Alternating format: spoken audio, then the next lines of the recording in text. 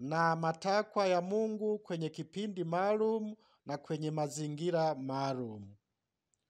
Tazama Wakristo wa leo kwa msaada wa Roho Mtakatifu wanavyoelewa zaidi hapa na pale kujenga kanisa, kutunza au kutegemeza kanisa, kuwatunza mapadre, makatekista, watawa na watumishi wa Mungu wengine.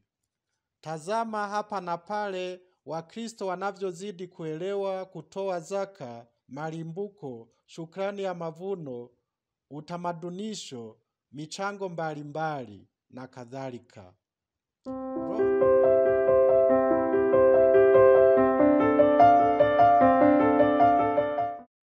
Ndugu zangu, tumusifu Yesu Kristo. Karibuni tutafakari masomo ya Dominika ya 6 ya Pasaka mwaka C. Somo la kwanza ni kutoka kitabu cha Matendo ya Mitume sura ya 15 aya ya kwanza hadi 2 na aya ya 22 hadi 29.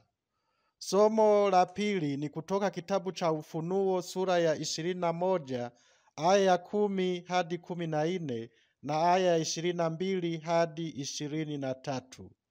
Injili ni ya Yohane sura ya 14 aya ya 23 hadi 29. Ndugu zangu, zikiwa zinasalia wiki mbili kabla ya Pentekoste, Roho Mtakatifu anatambulishwa na Yesu. Kwanza, kadiri ya kanuni ya imani yetu, tujikumbushe Roho Mtakatifu ni nani. Roho Mtakatifu ni nafsi ya tatu ya Utatu Mtakatifu. Ni Bwana na mleta uzima atokaye kwa Baba na Mwana, anayeabudiwa na kutukuzwa pamoja na Baba na Mwana, aliyenena kwa vinywa vya manabii.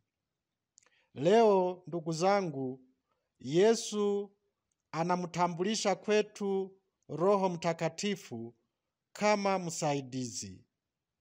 Miongoni mwa mambo tunayosaidiwa na Roho Mtakatifu ni yeye Roho Mtakatifu kutufundisha yote, kutukumbusha yote tuliyoambiwa na Yesu. Kumbe tunapotaka kusoma neno la Mungu, tumkaribishe Roho Mtakatifu, atatusaidia kuelewa zaidi. Tunapoandaa mafundisho, tumkaribishe Roho Mtakatifu, atatusaidia kuona tuseme nini na tusiseme nini.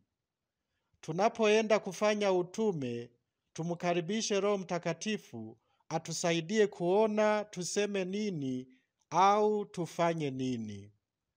Tunapotaka kusali, tumkaribishe Roho Mtakatifu, atusaidie kunyosha vizuri sala zetu, maana ndiye ambaye hulia mioyoni mwetu Aba, yaani Baba.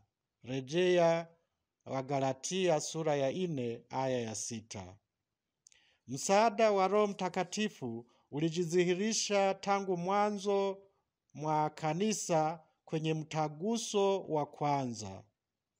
Roho Mtakatifu aliwasaidia mitume kutambua kwamba wapagani wenye nia thabiti ya kuwa Wakristo wasilazimishwe kutahiriwa na kushika torati yote ya Wayahudi.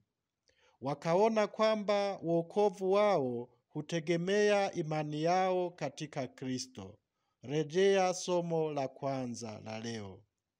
Roho Mtakatifu ndiye anayeliongoza kanisa na kulisaidia kuona ni mabadiliko gani yanayotakiwa kwa ajili ya kumpendeza Mungu zaidi.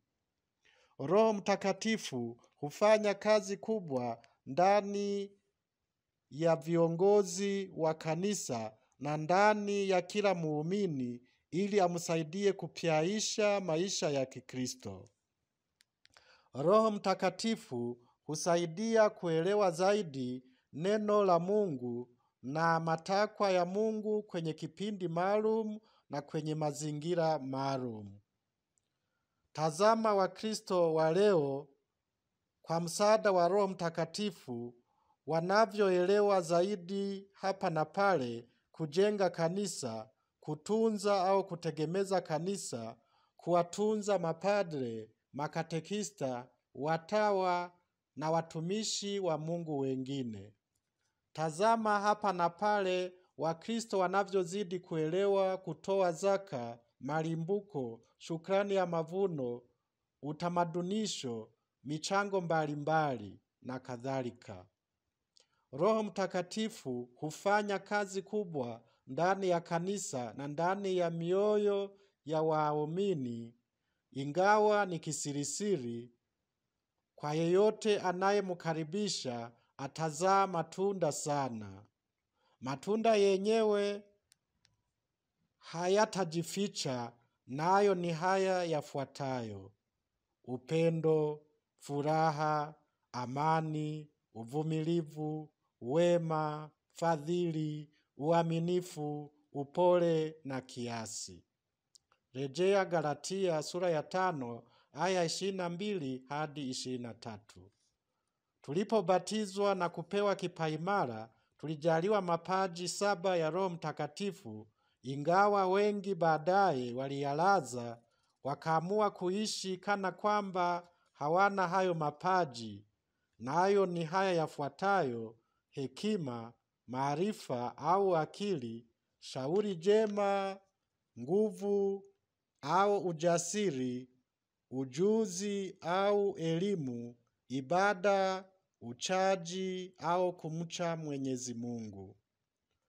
Tukimkaribisha Roho Mtakatifu, atayaamsha mapaji yote hayo na kutusaidia kuishi zaidi kama watoto wa Mungu wanaompendeza zaidi. Tukumbuke pia kwamba Roho Mtakatifu hutakatifuza. Kila Mkristo akimkaribisha Roho Mtakatifu moyoni na rohoni mwake, atakuwa makao ya Utatu Mtakatifu, maana Roho Mtakatifu hufanya kazi kwa ushirikiano na Baba na Mwana. Wewe Mkristo, ukimkaribisha Roho Mtakatifu, utaweza kuyafikia yale maono ya Yohane katika somo la 2. Roho Mtakatifu atakusaidia kuwa miongoni mwa wale watakatifu watakaomuona Mungu uso kwa uso katika utukufu wake. Atukuzwe Baba na Mwana na Roho Mtakatifu, kama mwanzo na sasa na siku zote na milele. Amina.